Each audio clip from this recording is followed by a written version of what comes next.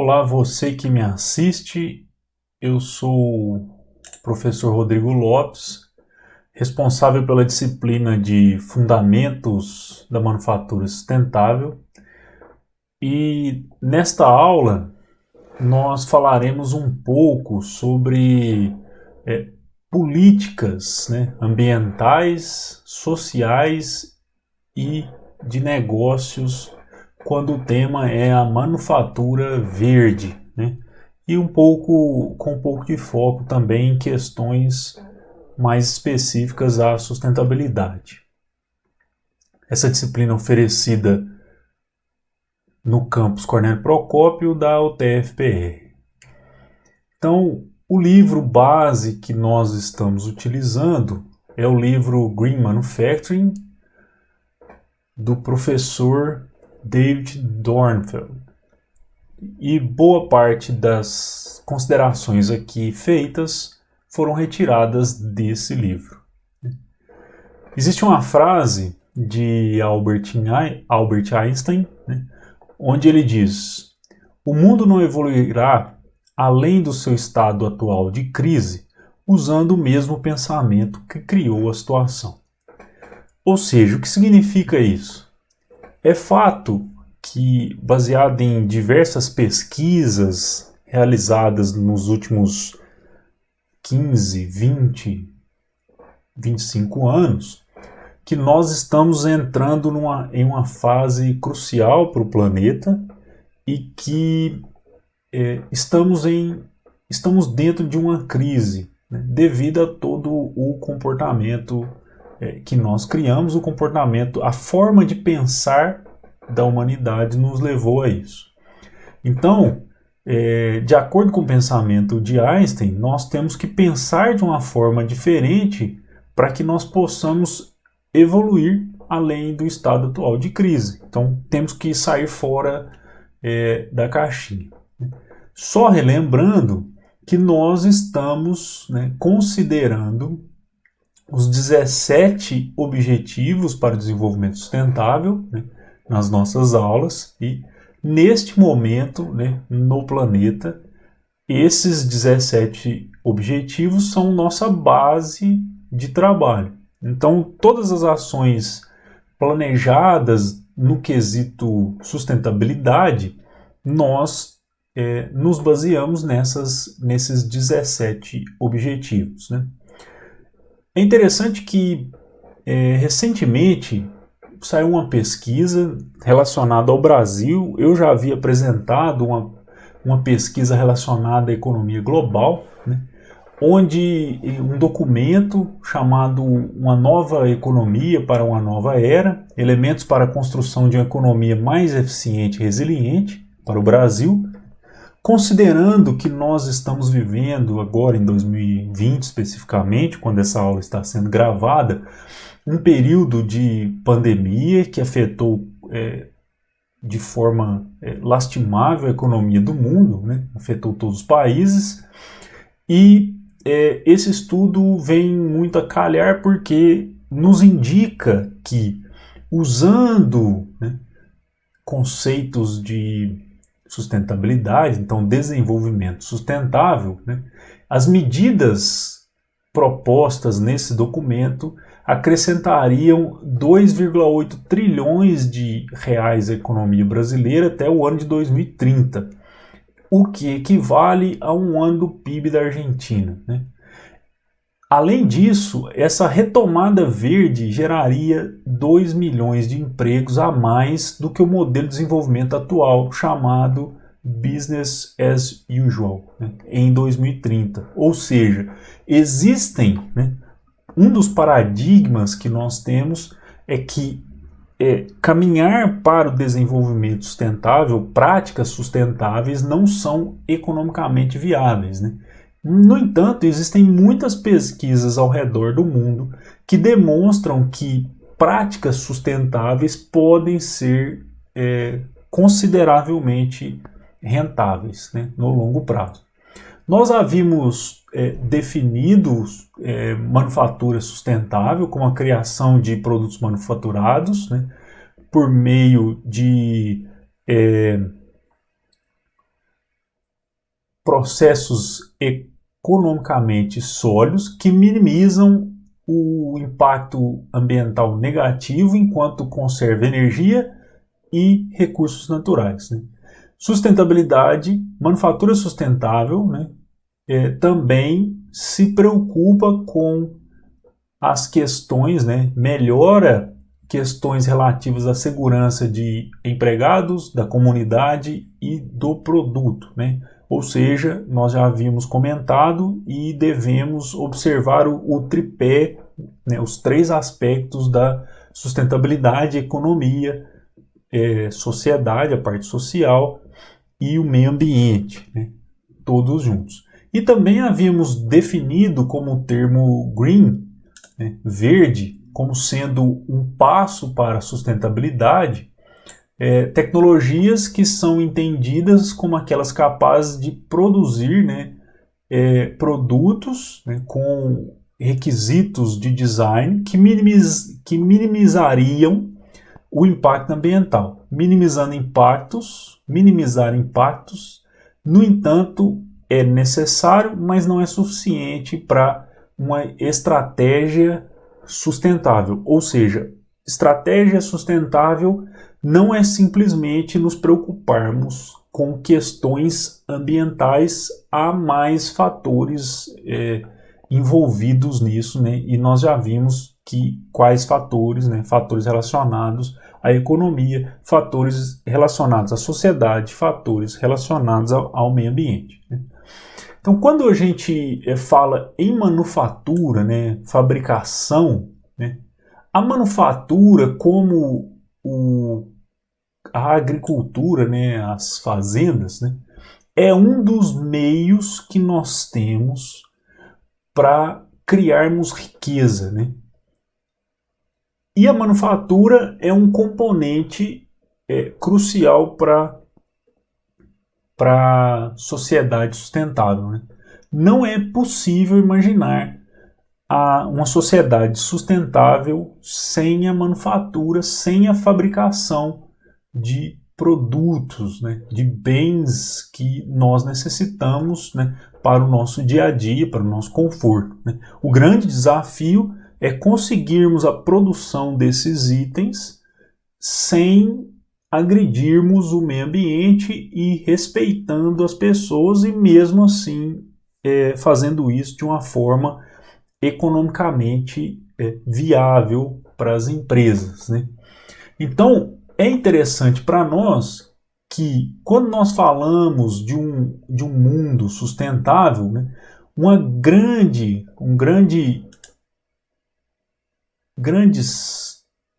range desde coletores de energia até equipamentos médicos, né, eles serão necessários em um mundo onde, né, nós estamos falando em equidade intergeracional e intrageracional. Então, tudo isso junto para que a gente consiga, né, promover o bem-estar social dessas gerações. E isso traz uma série de desafios, obviamente. Então, trabalhar de maneira sustentável, no nosso caso aqui, eu tenho duas figuras como exemplo. Nós temos um processo hipotético, um esquema, né? Uma figura de uma manufatura e embaixo a agricultura. Então, desenvolver manufatura e agricultura de forma sustentável é fundamental, mas nós temos muitos desafios para que a gente consiga transpor e que a gente finalmente chegue a essa condição, né, lá no futuro, né. É interessante que a gente entenda que existe uma necessidade por mudança, né, e um desejo por um mundo melhor. Quando nós falamos de greenhouse gas emissions, né, gases de efeito estufa, é interessante, está na figura aqui à direita, é interessante que, ao analisarmos isso, boa parte do que nós emitimos para a atmosfera, né, como gás de efeito estufa, vem da agricultura, da indústria, aliás, da agricultura e da eletricidade e aquecimento, principalmente em países, né, onde eu tenho a matriz energética, uma matriz energética que não é limpa. No entanto, nós temos também uma parcela significativa no transporte, no descarte, né, de comida, né, quando jogamos comida fora, quase 7%, e nas construções. Ou seja, cada uma dessas áreas, se nós começarmos, e muitos já estão trabalhando nisso, se trabalharmos especificamente em cada um desses itens, né, digamos assim, de pouquinho em pouquinho a gente vai reduzindo essa emissão de gás de efeito estufa. No entanto, pode ser que, né, e muitas pesquisas indicam isso, que reduzir de pouquinho em pouquinho nesse momento não seja suficiente e nós necessitamos de medidas mais significativas, mais fortes no sentido de reduzirmos a emissão de gás de efeito estufa, né? Então, o que nós temos hoje é que produtos manufaturados, certo? E capital, produtos manufaturados e capital para produção, incluindo infraestrutura, máquinas, ferramentas, os próprios ambientes, as fábricas, né? Tudo isso tende a ser criado através de estruturas tradicionais que reconhecidamente são ineficientes e causam impactos negativos. Então isso a gente já conhece. A gente já sabe que a maneira como a gente produz é ineficiente, né? E isso não surge com a manufatura sustentável, não surge com a manufatura verde. Por exemplo, os japoneses, com o sistema Toyota de produção, já haviam percebido lá atrás, né, que a maneira como o nosso meio tradicional de produção era ineficiente e tinha impactos negativos. Nós não nos preocupávamos com desperdício, com geração de sucata, simplesmente nós descartávamos matéria-prima, essa é a verdade. Até pouco tempo, por exemplo, quando se produzia açúcar ou álcool, o bagaço da cana era jogado fora. Até pouco tempo, quando você produzia açúcar e álcool, aquele líquido que sai, né, do processo, ele era descartado. Hoje não, tudo entra novamente no processo, o bagaço produz energia, o líquido ele serve como adubo. Então, ou seja, em alguns campos nós já percebemos o que era descartado serve de matéria-prima para outros processos, e isso hoje, na atualidade, inclusive existem conceitos por trás disso, né? Existem nomes que a gente dá para isso, por exemplo, né? Então, o desperdício, poluição do ar, da terra, do mar, grandes pegadas ecológicas, né? As pegadas ecológicas é o quanto, né? De forma geral, por exemplo, relacionada à emissão de gases de efeito estufa, é o quanto a gente consegue produzir, o quanto a gente produz e o quanto o planeta consegue se recuperar. Então isso gera é como se eu fizesse uma fotografia. E é interessante o seguinte,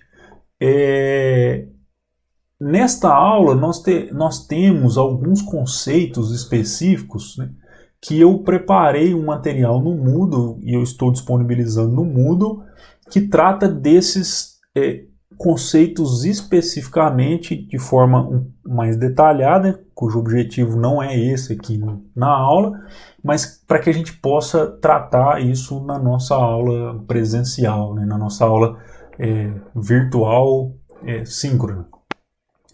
Então, tudo isso são sinais de ineficiência, né? Então,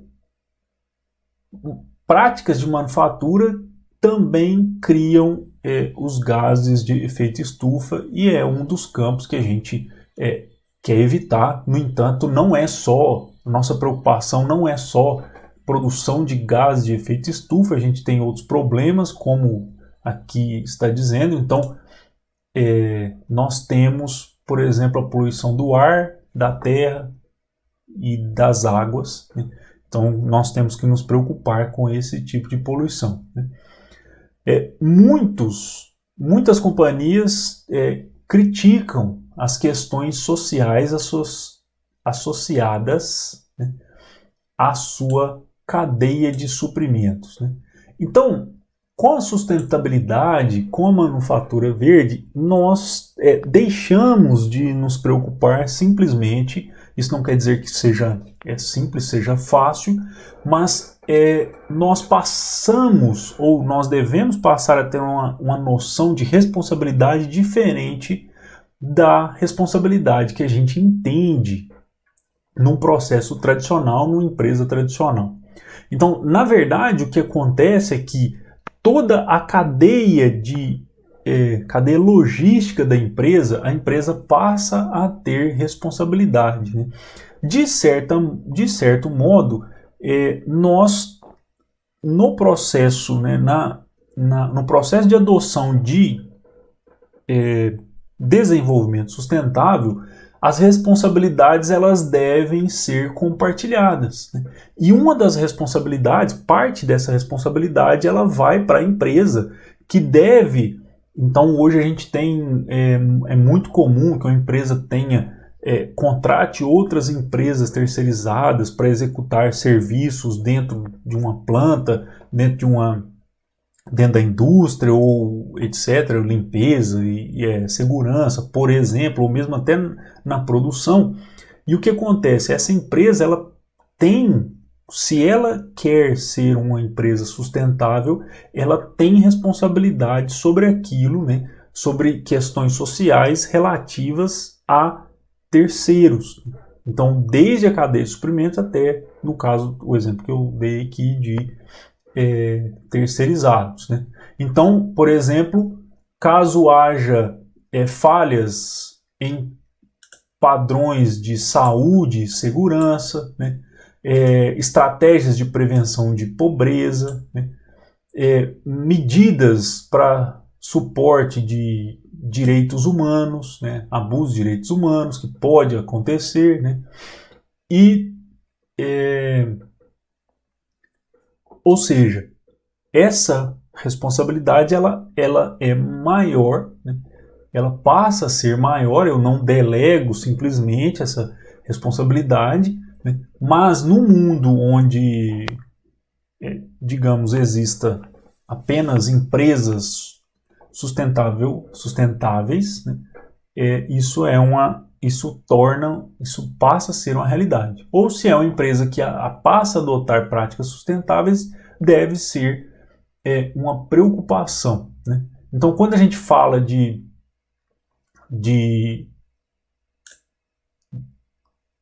das empresas de manufatura, né, então a gente deve, né, observar que pressões relativas a impactos sobre pobreza e mudança climática têm aumentado, né, e forçado com que essas empresas mudem suas práticas. E nesse sentido, tem se buscado, às vezes não no ritmo adequado, mas tem se buscado meios de se reduzir esse impacto para a sociedade, para o meio ambiente, em diversas empresas aí ao redor do mundo, né? Em despeito de questões assustadoras, né, que é o Daunting aqui, que essas empresas, que esses atores, né, que os precursores, né, de quem já, as empresas que já vêm adotando práticas sustentáveis, eles encontraram, né, e existem, né. Essas empresas precursoras têm demonstrado para nós que é possível que práticas de negócio verde sejam bastante lucrativas, ambientalmente amigáveis e socialmente responsáveis. E além disso, quando a gente fala de socialmente responsável, políticas socialmente responsáveis podem melhorar a imagem pública da empresa, né, e mitigar riscos, né, resultantes da inação. Então, existe uma tendência por pressão social ao longo do tempo de que se a empresa não toma nenhuma atitude, a empresa é conhecida e não toma nenhuma atitude relacionada, né, ao meio ambiente e às pessoas que estão ligadas à empresa, né, seja as pessoas internas, seja as pessoas externas, mas que de alguma forma, que eles costumam chamar de partes interessadas, os stakeholders, né, se nada é feito, isso a longo prazo, médio e longo prazo, afeta a imagem da empresa e vai, com certeza, à medida que o tempo passar, a causar mais prejuízos do que lucros, né? Então, devemos observar os objetivos que a empresa tem, né? Além disso, muitas pesquisas, essa pesquisa que está aí do lado direito não é uma pesquisa feita no Brasil, mas ao redor do mundo, muitas pesquisas têm demonstrado, por exemplo, que existe um interesse maior, né? Essa pesquisa aqui é de 2018, né? Que as gerações mais jovens, né, eles têm tido uma tendência maior, né, a se preocupar por questões ambientais, se preocupar mais e observar se os produtos que consomem são economicamente, ambientalmente amigáveis, né, e estão muitas vezes dispostos a pagar mais. É claro que quando nós consideramos isso, né, nós estamos considerando, né, nós deveríamos considerar diferentes classes sociais, né, assim como nós temos aqui as questões de idade. Mas isso vem acontecendo. Além das regiões no mundo, né, que também pode fazer com que isso mude. Mas a consciência das pessoas em relação ao meio ambiente ao redor do mundo inteiro vem mudando, né, e quem produz tem sentido essa mudança, né? É inegável, né? E tem tomado ações. Claramente, eu citei aqui eu citei para vocês em uma aula anterior um exemplo da mudança de produto, a criação de novos produtos na área alimentícia, justamente porque as pessoas estão mudando o seu hábito de alimentação, deixando de comer carne, né, e consumindo produtos vegetais, se tornando vegetarianos, veganos, etc. E isso a indústria alimentícia, por exemplo, no Brasil já percebeu e tem lançado produtos para esse mercado consumidor, né, porque as pessoas estão mais sintonizadas nas questões, né, do bem-estar animal e etc. Né? E é interessante que esse gráfico aqui ele mostra um gráfico de inovação por tempo, né? E onde ele apresenta que ao longo das décadas, ao longo dos séculos já, na verdade, nós passamos por ondas, né, de inovação. Nós estaríamos na sexta onda de inovação E é interessante que a onda de sustentabilidade, né, que nós estamos, né, e é interessante que serve mais para nós, professores, e que desenvolvemos os currículos da área de engenharia, que isso é acompanhado de mudanças no currículo. Então, nós também na área acadêmica, na área quem projeta os cursos, nós temos sentido as necessidades de mudança, de mudanças curriculares no sentido de introduzirmos questões ligadas à sustentabilidade, né, nos currículos de engenharia, por exemplo, né, e nós temos feito isso, né. Quando a gente fala em sustentabilidade, então, o que acontece? Nós temos o conceito de desenvolvimento sustentável, que nós já vimos, né? E já falamos a respeito.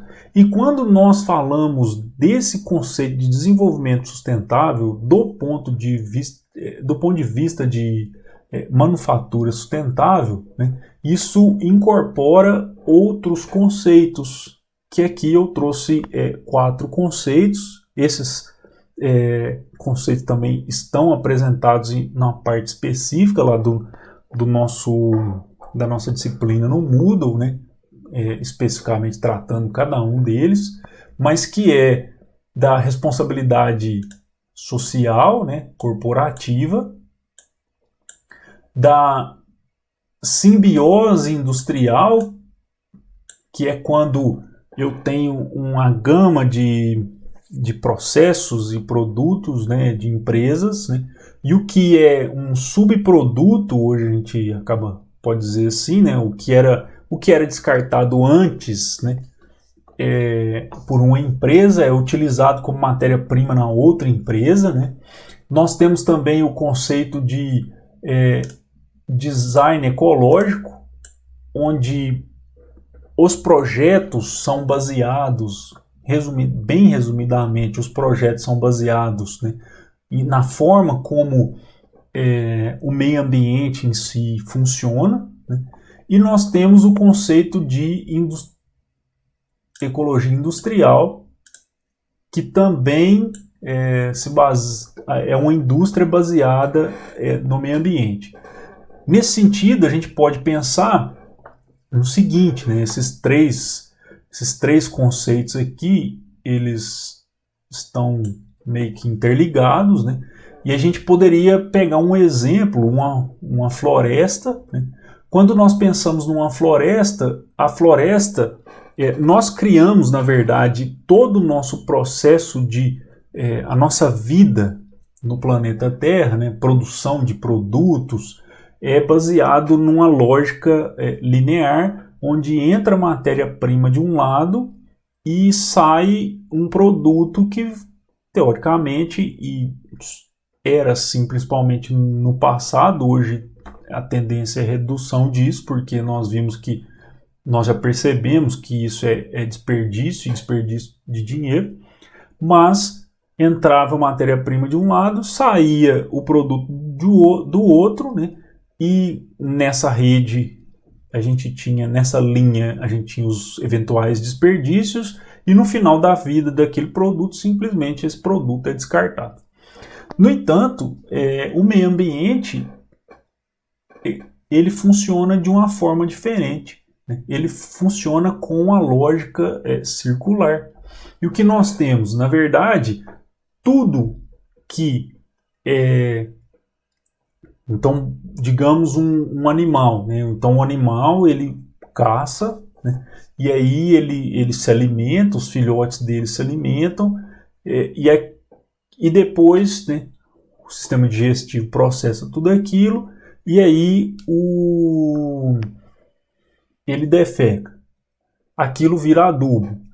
Se eu observo uma árvore, então a árvore, o que acontece? Ela usa a água, os nutrientes da terra, e ela produz as folhas, ela cresce, faz a fotossíntese, então ela tira o gás carbônico do ar, e depois as folhas caem, e aquelas folhas viram adubo. Ou seja, nada se perde no ciclo, né, num ciclo ambiental. E essa é a lógica que o espelho, né, que tem se tentado observar, né, e tentado criar processos que funcionem de maneira mais ou menos semelhante. E a gente vai, como eu disse, eu separei temas específicos relacionados a alguns conceitos e a gente vai trabalhar isso melhor, né? Então, o que acontece? Quando a gente fala de desenvolvimento sustentável, nós temos aqui meio ambiente, econômico e social, né? Então, ao invés de produzirmos produtos não essenciais, né, os homens de negócio estão observando, né, o que nós necessitamos mais, né? O que nós necessitamos mais.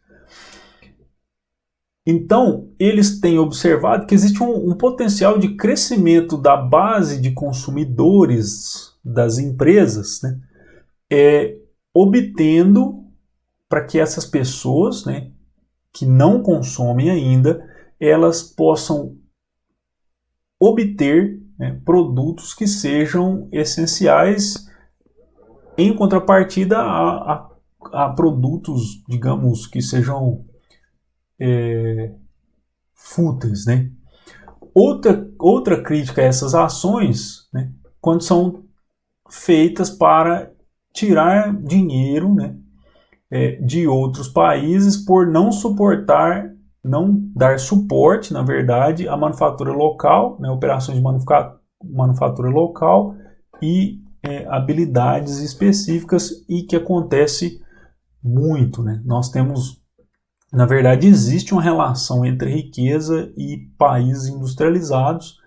No entanto, o que nós vemos com bastante frequência é que alguns países as fábricas estão ali simplesmente para usufruir da mão de obra barata, ao invés de gerar riqueza propriamente dita, né? Gera riqueza, mas não gera a quantidade de riqueza que poderia gerar, né? Para quem não tem noção, isso aqui é um dado de 2017 que mostra o PIB mundial, né? Então nós temos na liderança os Estados Unidos com quase 25% do PIB mundial, a China com 15%, e aí todo mundo abaixo disso. O Brasil estava aqui com 2,39% do PIB, e de certa forma, se a gente for pensar, alguns países que têm um PIB muito grande acabam fazendo até relativamente muito pouco, assim, com essa riqueza em si, né? Mas que a gente já conversou aqui que o produto interno bruto, não, do ponto de vista de sustentabilidade, não seria a maneira ideal de medir riqueza, né? Outras métricas são mais eficientes, né? Em muitos casos, para aqueles que advogam, né, pela sustentabilidade, eles estão advogando para uma reestruturação fundamental dos valores, né, dos sistemas da nossa sociedade moderna, né, onde o grande foco deve estar nos limites naturais, né? Nos limites naturais, né? O que pode gerar oportunidades de gerar um mundo melhor, né? Na prática, o que acontece? Isso também já é sabido, né? Nós sabemos que existe um limite natural para o planeta. Então, quando eu falo em pegada ecológica, por exemplo, o que acontece? Nós atingimos o limite do planeta, geralmente, né? Ou seja, tudo que que a biocapacidade, a capacidade do planeta se regenerar, né, no mês de agosto, por aí, né, final de julho, início de agosto, né, até a metade do mês de agosto, né, significando que a gente simplesmente produz, né, deteriora mais o planeta do que a capacidade dele de regenerar. Isso acontece todos os anos. E a tentativa é que a gente possa, como a gente já comentou, trazer a ideia de que o futuro, né, no futuro, a gente conserve o planeta para as gerações que virão depois de nós e que nós mesmos tenhamos uma qualidade de vida melhor, né? No entanto, existem desafios quando a gente fala do ambiente social, né? O papel ideal de uma indústria manufatureira, né, quando a gente fala de manufatura, é que essa empresa, né, então esse ambiente, na verdade, ele está marcado com disparidades entrincheiradas e está ameaçado por mudanças climáticas significativas, né, e que trazem riscos, né, que são indefinidos. Essa é a grande questão, né? Nós podemos sair, e a tentativa é essa, sair de uma situação em que os riscos são indefinidos, da maneira como nós estamos produzindo, para uma situação em que nós conseguimos, de uma maneira melhor, né, trazer a possibilidade de que nós tenhamos a condição de prever o futuro do planeta de uma forma mais positiva, né? Coisa que nós não temos na atualidade, né? As perspectivas são bastante ruins. E é interessante que também há estudos que mostram, já há estudos que mostram que o impacto das mudanças climáticas na economia mundial será maior do que o impacto dessa pandemia que nós estamos enfrentando. Ou seja, ações para que o impacto das mudanças climáticas seja menor é um meio de se precaver, né, para que a economia mundial não seja tão afetada, né? No entanto, quando a gente fala, ok, então eu sou responsável, nós somos responsáveis por uma empresa, né, e nós vamos adotar princípios de sustentabilidade. Então, quando nós falamos, né, então quando a empresa ela adota, né, resolve adotar, né, então ela deve obrigatoriamente seguir alguns passos, né? Então ela deve decidir um novo objetivo, né? Quais são as estratégias para que esses princípios sejam colocados em práticas, né? Uma abordagem, como é que é a abordagem que eles vão adotar, a taxa de mudança, com que velocidade, né, essa mudança vai ser feita. Geralmente, essas mudanças para adoção de princípios sustentáveis, elas são adotadas e vão ocorrendo ao longo de médio e longo prazo, né? Então a empresa vai mudando a sua cultura interna, né? E a velocidade de exposição que essa empresa vai fazer, informando que adotou, né, medidas de princípios sustentáveis, né? A partir disso,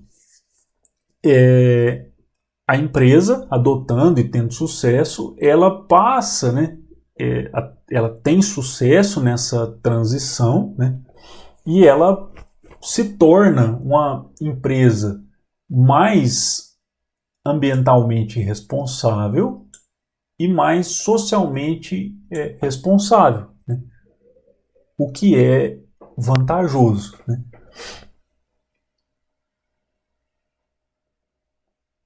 É interessante também a gente notar, né, que nós vivemos em um ambiente interconectado, onde, apesar de muitas vezes termos a noção de que somos organismos separados dentro da sociedade. Nós, principalmente, por exemplo, na universidade, isso pode parecer que isso acontece. Na verdade, quando a gente fala de uma companhia, pensando na universidade como uma empresa, né, nós devemos, e por isso que dentro das universidades a gente tem também o nosso tripé, que é ensino, pesquisa e extensão, nós devemos entender as empresas, né, as indústrias, como parte de uma comunidade. Então ela afeta, aqui em Cornélio Procópio, por exemplo, nós temos a Companhia de Café Iguaçu, ela emprega muitas pessoas, ela ela paga impostos, ela acaba tendo poder de decisão, de certa forma, sobre a cidade, né? Nesse sentido, então, a companhia, né, o negócio também é parte de uma indústria, né, e é parte do mundo. Então, está tudo, esses três, comunidade, indústria e o planeta, está tudo interconectado, né? Não é, a pandemia também nos mostra isso, né? O que é impossível, muitas vezes, sair ileso a algumas questões que aparecem ao longo dos anos, os desafios que vão aparecendo para a empresa, né? Então, quando a gente fala em preocupações sociais, né, no nível interno, nós geralmente falamos em segurança do trabalho, né, benefícios e segurança no trabalho, não de questões de riscos que venham acarretar, né, de perigos que a pessoa está exposta, mas segurança de que eu estou trabalhando e tenho a chance de continuar trabalhando, né? Uma certa segurança que isso vai acontecer. Obviamente a gente sabe de problemas com crises, etc., não pode afetar, né? E a segurança, na verdade, está aqui. No entanto, a gente tem que fazer medidas externas quando a gente fala de questões sustentáveis. Foi o que eu comentei com vocês, né, com quem está me assistindo. Então, quando eu penso em questões sustentáveis, eu devo observar lá fora, né, as pessoas que estão ligadas à minha empresa, como essas pessoas estão, né, qual é a minha responsabilidade, né? Então, como eu havia dito anteriormente, essa responsabilidade, né, do bem-estar dos indivíduos, né, ela é dividida, né, e é dividida com as entidades que compõem ali, que a empresa interage. Então, por exemplo, de quem é a responsabilidade? Dos governos, dos empregados, responsabilidade individual. Ou seja, na verdade, deve existir uma forma, ou deveria existir uma forma, que essas responsabilidades são divididas, mas boa parte da responsabilidade fica a cargo da empresa, né? E é interessante que, se, por exemplo, digamos, comece a acontecer, né? A Coca-Cola, por exemplo, faz a distribuição dos seus produtos, né? E aí ela contrata empresas terceirizadas para fazer a distribuição dos produtos. Se por um acaso, né, quem faz a distribuição desses produtos, né, haja uma contaminação, de quem é a responsabilidade? Ou então, mudando a pergunta, né, que marca vai aparecer? A marca da empresa terceirizada ou a marca da Coca-Cola? Então, só aí a gente já consegue perceber que no final da linha, a imagem que está aparecendo é da empresa que produz o produto. Então, só por aí mesmo, saindo de questões de sustentabilidade, essa empresa tem responsabilidades muito sérias, né? E aqui nós estamos falando também sobre isso. Então, stakeholders outside of the company, are also part of the social framework of sustainability. Ou seja, né, as pessoas envolvidas e que estejam de fora da empresa, né, eles também são parte do organismo social da sustentabilidade, quando a gente fala sobre isso, né? E é interessante que, quando a gente fala de impactos, né, sociais, como eu disse, o impacto social mais usado, e ainda muito usado, não sei se infelizmente ou felizmente, é o produto interno bruto, mas a gente já comentou sobre isso, passei material para vocês, que existem outros indicadores, né, que na verdade até mostram melhor. Um dos mais famosos que a gente ouve falar constantemente é o IDH, né, onde eles apontam de maneira melhor se uma sociedade está, né, se desenvolvendo, do que simplesmente a gente usar a quantidade de dinheiro, né, que uma sociedade, um país produz, né? E é interessante a gente notar, por exemplo, que eu acabei de mostrar lá atrás, que os Estados Unidos, por exemplo, tem o 25% de todas as riquezas, o produto interno bruto do mundo produzidos são os Estados Unidos. No entanto, a gente tem bastante pobreza nos Estados Unidos, uma desigualdade social muito grande, né? Então, quando se observarmos por outros indicadores, esses outros indicadores mostram que não é muito, não é perfeito, né? E é interessante a gente notar que hoje, né, então quando a gente falava lá atrás, há 20, 30 anos atrás, né, na imagem da empresa, era algo bem mais simples. Hoje, com as redes sociais, isso se tornou cada vez mais complexo. Então, por exemplo, quando em 2019, quando um cachorro, né, ele foi maltratado, né, no Carrefour, rapidamente alguém filmou e isso se espalhou e a imagem do supermercado ficou afetada, né? Então hoje, para que essas empresas, né, elas controlem a imagem delas, é algo muito complicado, né? Então espera-se que com o tempo que essa imagem, né, a empresa tenha preocupações maiores, como eu disse, uma pressão social maior, e que naturalmente aquelas empresas que não optem pelo caminho da sustentabilidade, elas irão buscar a sustentabilidade por questões de pressão social e questões de políticas, né, de controle dos estados, né, dos países, para que a gente busque esse desenvolvimento, né? Então, quando a gente fala de ambiente social, né, onde as empresas manufatureiras estão inseridas, esse ambiente é ambíguo, muda muito e é volátil. Então, é difícil, né? É complicado trabalhar nesse ambiente, mas é algo necessário, né? Essa mudança é necessária, né? Quando a gente fala ainda sobre a atmosfera presente e os desafios, é interessante a gente dizer o seguinte, né?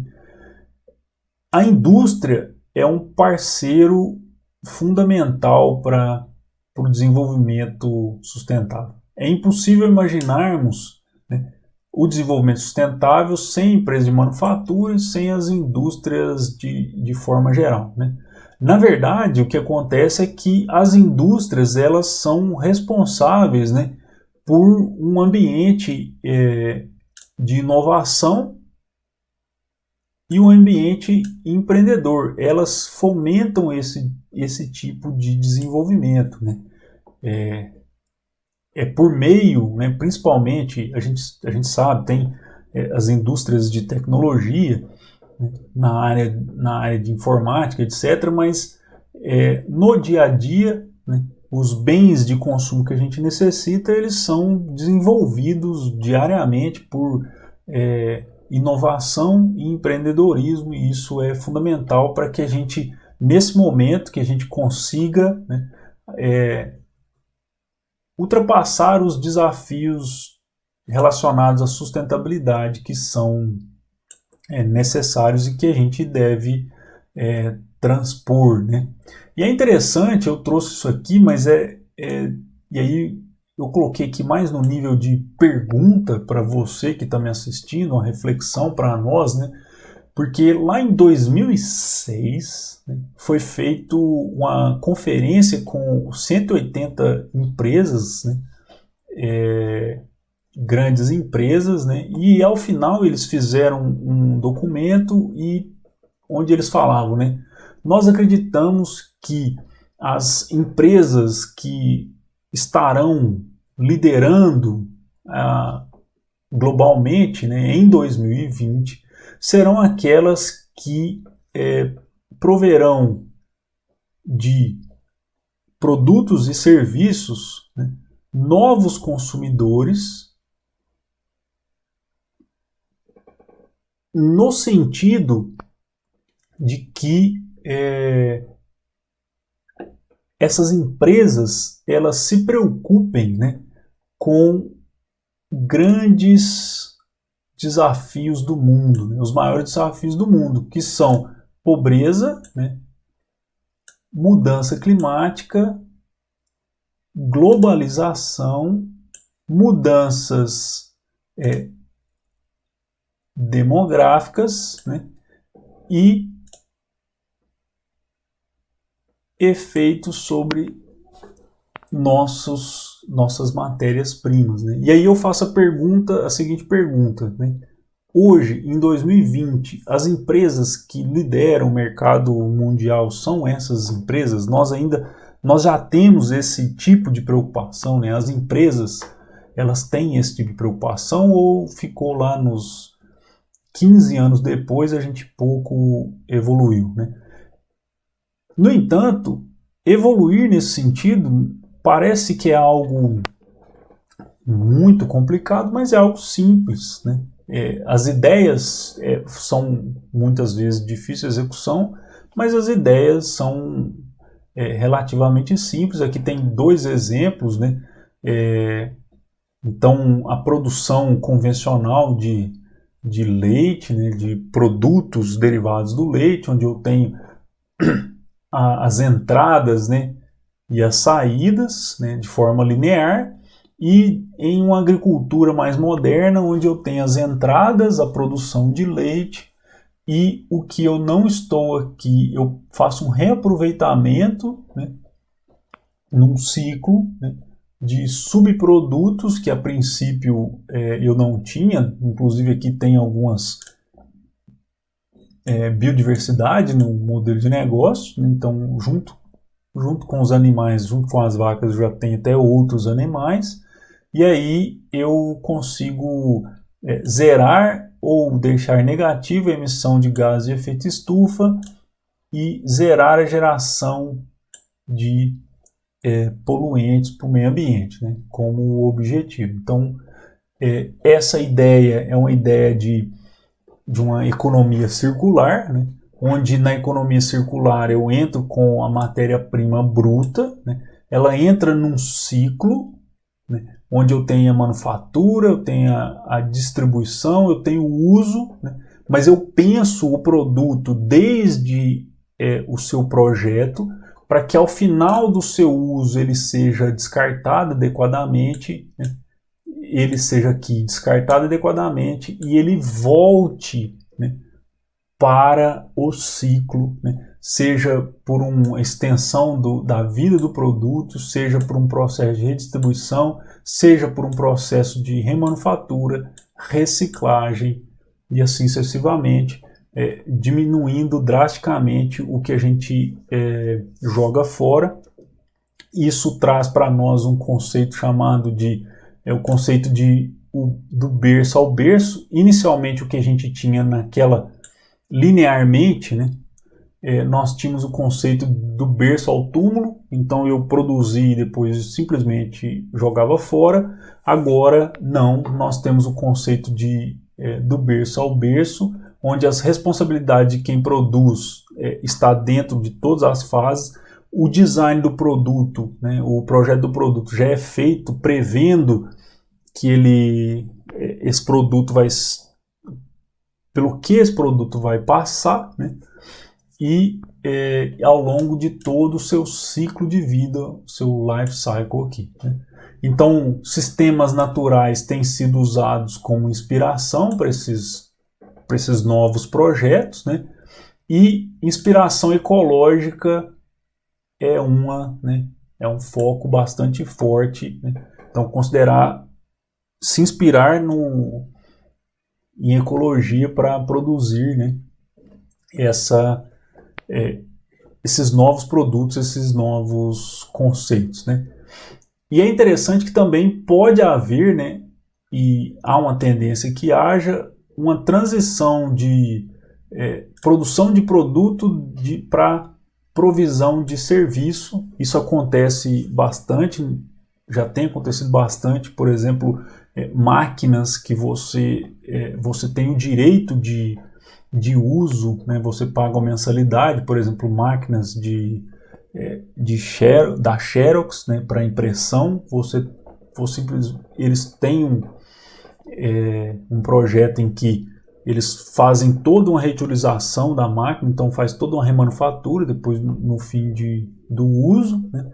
E há máquinas também que a gente tem, por exemplo, filtros de água, né? Então você paga uma mensalidade e essa empresa ela continua proprietária do produto e você só tem o direito ao uso, né, desse produto.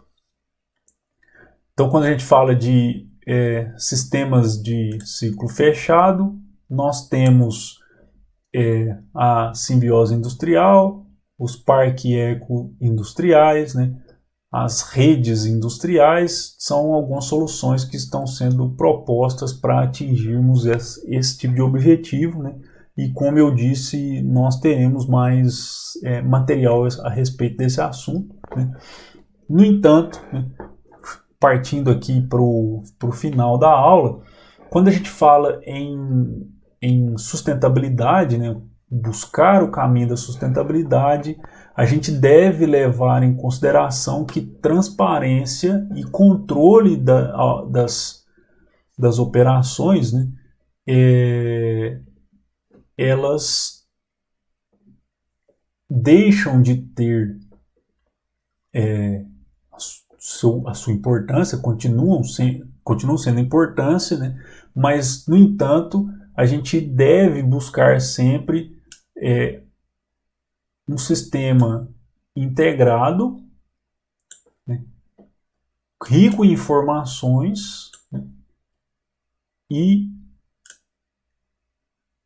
usar de comunicação para que nossas operações sejam de fato transparentes, né, que nossos consumidores, lá os stakeholders, tenham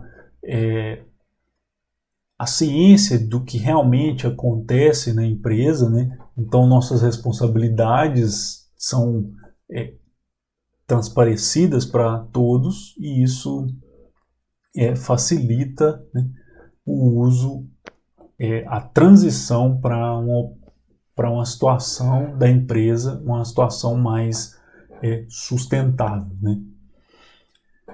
Então, em despeito dos benefícios em potencial, nem todas as indústrias estão, né, fazendo a transição. E as Nações Unidas, né, elas têm informado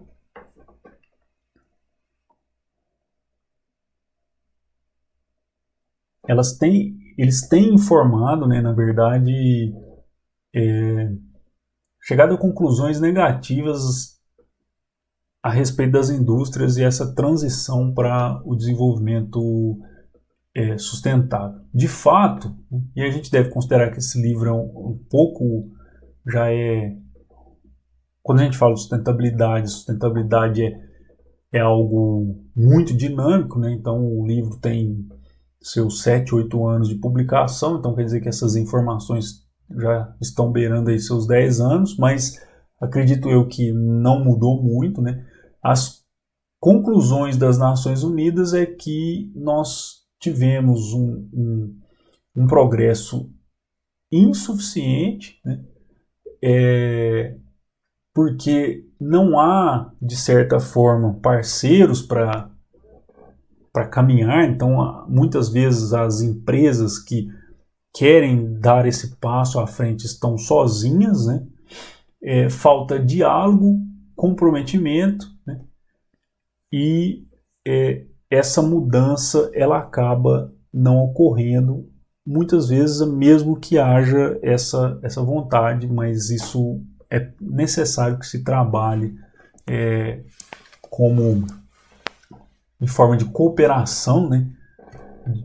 Trabalhe melhor isso, né? Então as tendências para que quando a gente fala de políticas de meio ambiente, né, nós temos a tendência de mudança nas políticas para o meio ambiente, isso ao redor do mundo inteiro, né, com tendências de que essas políticas fiquem, inclusive, mais rígidas do ponto de vista legal, né, do ponto de vista de leis, né, e é interessante e é necessário que haja um fomento da cooperação, né? Então, somente por meio de cooperação é que os conhecimentos gerados na área de sustentabilidade em uma área devem ser passados para outra, né? De uma empresa deve ser passado para outra, para que isso caminhe de forma mais rápida e mais eficiente e provavelmente de uma forma que nós necessitamos mais, né? Então aí estão as referências bibliográficas. Espero encontrá-la em próxima oportunidade e em breve a gente terá a oportunidade de discutir mais sobre esses assuntos mais pontualmente. Agradeço a audiência e até a próxima.